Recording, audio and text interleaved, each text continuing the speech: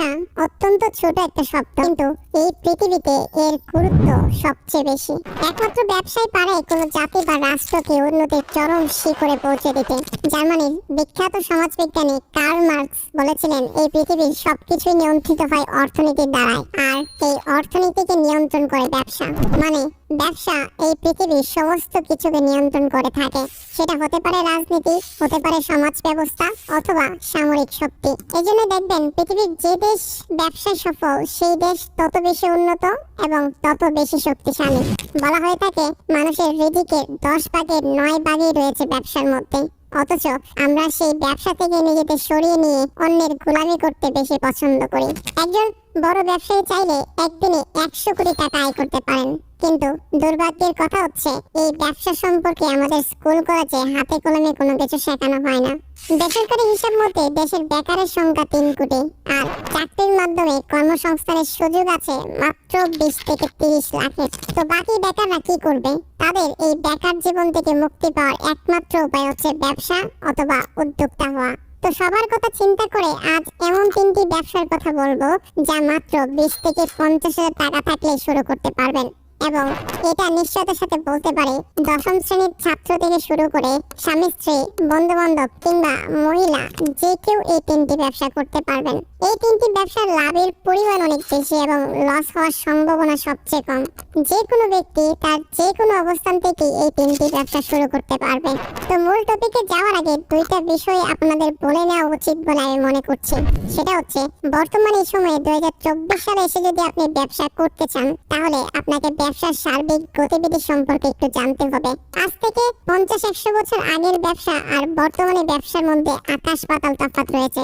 তাই আমি আমার প্রত্যেকটা ভিডিওতেই বলে থাকি, যদি ব্যবসা করতে চান তাহলে আপনাকে বর্তমান সময়ের বাস্তব পরিস্থিতি এবং বহির্বিশ্বের অনেক কিছু সম্পর্কে জানতে হবে। যেমন ধরুন, আজ থেকে 2 বছর আগেও $1 সমান ছিল 86 টাকা, বর্তমানে $1 সমান 117 টাকা। আমরা যদি আরেকটু পেছনে যাই, 1972 সালে $1 সমান ছিল 7 টাকা 70 পয়সা। তার মানে যত দিন যাবে ডলারের দাম তত বাড়বে। এখন বাংলাদেশের যে পণ্যগুলো বাহির থেকে ডলার দিয়ে কিনে আনতে হয়, সেই পণ্যগুলোর দাম সারা বছরে বেশি থাকে। সেজন্যই দেখবেন ডলারের দাম বৃদ্ধির সাথে সাথে বাংলাদেশের পেট্রোলের দাম বৃদ্ধি পায়। এর কারণ হচ্ছে বাংলাদেশের চাহিদার তুলনায় তেমন পেট্রোল নেই, যার জন্য বেশিরভাগ পেট্রোল বাহির থেকে আমদানি করতে হয়। তেমনি একটি প্রোডাক্ট হচ্ছে মাশরুম, যেটা চাহিদা বাংলাদেশের দিনের পর দিন বাড়ছে, কিন্তু সেই তুলনায় বাংলাদেশের মাশরুম উৎপাদন অনেক কম। গ্লোবাল রিপোর্ট অনুসারে বাংলাদেশ প্রতি বছরে প্রায় 300 কোটি টাকার বেশি মাশরুম বিদেশ থেকে আমদানি করে। অন্যদিকে বাংলাদেশের বাজার ব্যবস্থার রিপোর্ট বলছে, যে হারে দেশের রেস্টুরেন্ট বাড়ছে এবং রেস্টুরেন্টের খাবারের চাহিদা বাড়ছে, সেই মোতাবেক 2030 সাল নাগাদ বাংলাদেশে 1500 থেকে 2000 কোটি টাকার মাশরুমের বাজার তৈরি হবে। একটু খেয়াল করলে দেখবেন বর্তমানে রেস্টুরেন্টে মোটামুটি ভাবে সব খাবারেই মাশরুম ব্যবহার করা হয়। বর্তমানে বাংলাদেশের মাশরুমের বাজার 800 কোটি টাকার উপরে। এখন যদি বাংলাদেশে মাশরুম উৎপাদন আরো বৃদ্ধি করা যায়, তাহলে যারা বিদেশ থেকে ডলারের মাধ্যমে মাশরুম আমদানি করে তারা সেটা বন্ধ করে দেবে। যেমন একসময় বাংলাদেশের ড্রাগন ফলের দাম ছিল অনেক বেশি, কারণ তখন পুরোটাই বিদেশ থেকে কিনে আনতে হতো। কিন্তু বর্তমানে ড্রাগন ফল বাংলাদেশে উৎপাদন হওয়ার কারণে এর দাম হাতের নাগালে চলে এসেছে। তো এই সুযোগটা যারা উদ্যোক্তা হতে যাচ্ছেন বা ব্যবসা করবেন বলে ভাবছেন, তারা কাজে লাগাতে পারেন। আপনারা বললে হয়তো বিশ্বাস করবেন না, 10ম শ্রেণীর একজন ছাত্র ইউটিউব দেখে তার মায়ের কাছ থেকে মাত্র 300 টাকা নিয়ে মাশরুম চাষ শুরু করে। বর্তমানে তার মাসিক আয় 20 থেকে 30,000 টাকা। অন্যদিকে মাগুরার বাবুল আক্তার মাশরুম চাষ করে 18 কোটি টাকার মালিক। এছাড়াও মাত্র 10,000 টাকার পুঁজি নিয়ে দিনাজপুরের স্বামী স্ত্রী দম্পতি মাশরুম চাষ শুরু করেছিল। বর্তমানে তাদের আয় প্রতি মাসে লাখ টাকার উপরে। তো অনেক সময় দেখা যায় এক পরিবারে 2-3 জন ছেলে মেয়ে বাসায় বসে থাকে, কোনো প্রকার চাকরি করে না। তাদের জন্য এই মাশরুম চাষ সবচেয়ে উত্তম একটি ব্যবসা হতে পারে। রাজশাহীর 2 ননদ ভাবি শখের বসে মাশরুম চাষ শুরু করে। বর্তমানে তাদের মাসিক আয় 90,000 টাকার উপরে। তাদের দুজনের স্বামী বিদেশ থাকেন, একা একা বাসায় সময় কাটে না। সেই চিন্তা থেকেই ইউটিউব থেকে মাশরুম চাষ শিখে শুরু করেন। বর্তমানে তারা স্বামীর টাকা ছাড়াই বড় একটা বাড়ি করার স্বপ্ন দেখছেন। তাদের মধ্যে 14 থেকে 15,000 টাকা খরচ করলে 1 লাখ টাকার মাশরুম উৎপাদন করা সম্ভব। এই মাশরুম চাষে কোনো প্রকার লস নেই। আপনি 0% লস হওয়ার সম্ভাবনা নিয়ে এই মাশরুম চাষ শুরু করতে পারেন। এর উৎপাদন খরচ খুবই কম, শুধুমাত্র মাশরুমের স্পুন কিনে আনতে হয় এবং হালকা পরিচর্যা ছাড়া আর কোনো খরচ নেই। প্রতি কেজি মাশরুম চাষ করতে খরচ হয় 40 থেকে 80 টাকা। আর বর্তমানে ভালো মানের মাশরুম 800 থেকে 1600 টাকার কেজিতে বিক্রি হচ্ছে। তবে এভারেজ মানের মাশরুমগুলো 350 থেকে 750 টাকা পর্যন্ত বিক্রি হয়। এখন মাশরুম চাষ করতে গেলে আপনার কি কি লাগতে পারে সেই সম্পর্কে বলি। মাশরুম চাষের জন্য শুরুতে একটা কর্মপরিকল্পনা প্রয়োজন, যে আপনি কত টাকা ইনভেস্ট করে শুরু করতে চাচ্ছেন এবং কতগুলো মাশরুম নিয়ে কাজ করবেন সেটা আপনাকে শুরুতেই ঠিক করে নিতে হবে। মাশরুম চাষের জন্য আলোবিহীন স্যাঁতসেঁতে পরিবেশের প্রয়োজন।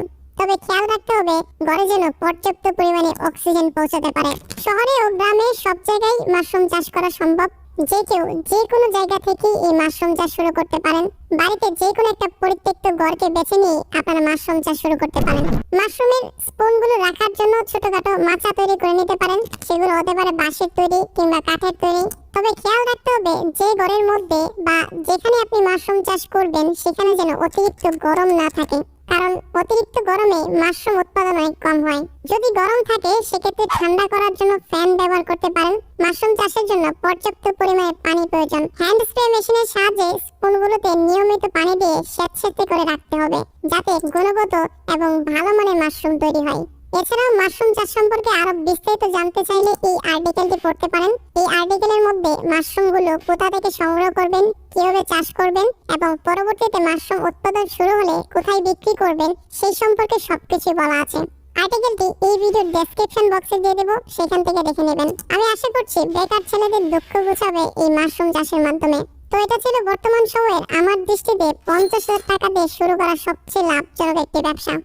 দ্বিতীয় লাভজনক ব্যবসাটি বলার আগে প্রথম আলোর একটা আর্টিকেল দেখুন। আর্টিকেলটিতে বলা হয়েছে 70,000 টাকায় শুরু করা মঞ্জুরুলের ব্যবসা এখন কোটি টাকার উপরে মূলধন। আর্টিকেলটা পড়ে আমি একটু অবাকই হই। আর্টিকেলের ভিতরে গিয়ে দেখলাম রংপুরের সাধারণ একজন ছেলে শুধুমাত্র একটা সঠিক উদ্যোগের কারণে আজ সে সফল উদ্যোক্তা এবং কোটি টাকার মালিক। মঞ্জুরুল কি কাজ করছে এবং কিভাবে করছে সেটা বলছি, তার আগে প্রথম আলোর আরেকটা রিপোর্ট দেখাই। প্রথম আলোর মতে 2011-12 অর্থ বছরে বাংলাদেশ 97 কোটি মার্কিন ডলার বৈদেশিক মুদ্রা আয় করেছে পাট জাতীয় পণ্য রপ্তানির মাধ্যমে, এবং গত 2022-23 অর্থ বছরে বাংলাদেশে প্রায় 91 কোটি মার্কিন ডলার আয় করেছে এই পাট জাতীয় পণ্য থেকে। তার মধ্যে শুধুমাত্র 11 কোটি মার্কিন ডলার আয় করেছে পাটের বস্তা তৈরি করে। একবার চিন্তা করে দেখুন, বাংলাদেশের তৈরি করা সাধারণ পাটের বস্তা রপ্তানি করে 11 কোটি মার্কিন ডলার আয় করা হচ্ছে, যা বাংলাদেশি মূল্য 12,900 কোটি টাকার সমান। প্রথম আলোর আরেকটা রিপোর্টে বলা হয় এই পাট জাতীয় পণ্য রপ্তানি করে বাংলাদেশ বৈদেশিক মার্কেট থেকে 500 কোটি মার্কিন ডলার আয় করা সম্ভব, যে টাকা দিয়ে বাংলাদেশের লক্ষ লক্ষ যুবক স্বাবলম্বী হতে পারবে। এখন এখানে সমস্যাটা হচ্ছে বাংলাদেশে পর্যাপ্ত পরিমাণে ভালো শিক্ষিত যুবকদের উদ্যোগ নেই। তারা এইসব কাজের থেকে চাকরিটাকে বেশি প্রাধান্য দিচ্ছে। শিক্ষিত যুব সমাজ বর্তমানে এই পাটের তৈরি পণ্যে এগিয়ে আসলে এই শিল্প অনেক দূরে এগিয়ে যাবে। এই শিল্পের বিকাশের জন্য বেশি শিক্ষার প্রয়োজন নেই, শুধু প্রয়োজন উপযুক্ত প্রশিক্ষণ এবং উদ্যোগী হওয়া, যেমনটা করে দেখিয়েছেন রংপুরের মঞ্জুরুল ইসলাম। তিনি মূলত গ্রামের অসহায় গরিব মহিলাদের কাজে লাগিয়েছেন। তিনি দেখেছেন যে গ্রামের মহিলারা অধিকাংশ সময় বেকার বসে থাকে, তো তাদের দিয়ে কিছু করানোর চিন্তা ভাবনা থেকেই মূলত মঞ্জুরুল এই পাটের তৈরি পণ্যে এগিয়ে আসেন এবং এগুলো বাজারজাত করার মাধ্যমে নিজেও স্বাবলম্বী হয়েছেন এবং 150 জন নারীর কর্মসংস্থান সৃষ্টি করেছেন তার কারখানায়। একটা সঠিক উদ্যোগ এবং চিন্তাধারাই পারে আপনাকে সফল করতে। পাটের তৈরি পণ্য বাংলাদেশে যেমন চাহিদা রয়েছে, তেমনি বিশ্ববাজারে এর চাহিদা অনেক বেশি।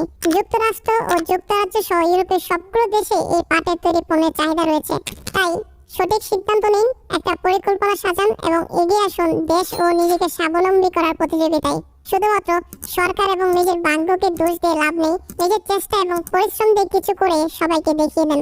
তো কিভাবে পাটজাত পণ্য নিয়ে কাজ করবেন সে সম্পর্কে বড় একটা ভিডিও রয়েছে, আমি সেটা ডেসক্রিপশন বক্সে দিয়ে দেব, সেখান থেকে দেখে কাজটা শুরু করতে পারবেন।